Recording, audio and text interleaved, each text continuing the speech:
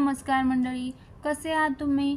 सध्या मराठी टेलिव्हिजनवर मालिकांच्या आशयापेक्षा TRPला जास्त महत्त्व दिलं जाते.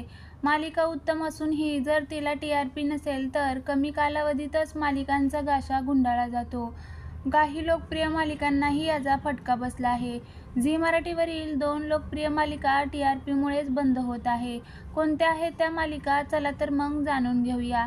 झी मराठीवरील 2 लोकप्रिय मालिका म्हणजे अप्पी आमची कलेक्टर आणि पुन्हा कर्तव्य आहे. आता प्रेक्षकांचा निरोप घेणार आहे.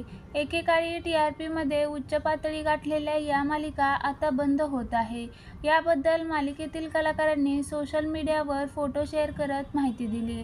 अक्षया आणि अक्षय म्हात्रे यांची फ्रेश जोडी असलेली पुन्हा कर्तव्य आहे ही मालिका वर्षभरातच बंद होते. अक्षयने शूटिंगच्या शेवटच्या दिवसाचे फोटो शेअर करत याबद्दल माहिती दिली. तर अप्पी आमची कलेक्टर ही 2.5 वर्ष सुरू असलेली मालिका ही निरोप घेते. या मालिकेत अर्जुनची भूमिका साकारणाऱ्या रोहित परशुरामने सोशल मीडियावर पोस्टच्या माध्यमातून ही बातमी दिली.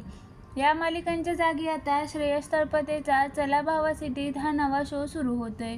15 मार्चपासून रात्री 9:30 वाजता हा शो प्रसारित होणार आहे. शहरातील मुलं आणि गावातून आलेले तरुण यांच्यातील वेगळी जुगलबंदी या शोमध्ये पाहायला मिळणार आहे. याशिवाय झी मराठीने 3 मालिकांच्या वेळाही बदलल्या आहेत. लाखात एक आमचा दादा, नवरी मिळे हिटलरला, तुला शिकवीन चांगला धडा या तिन्ही मालिकांच्या वेळेत बदल करण्यात आला.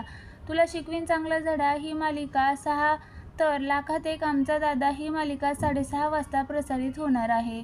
तर नवरी मिळे हिटलरला ही रात्री 11 वाजता प्रसारित होणार आहे.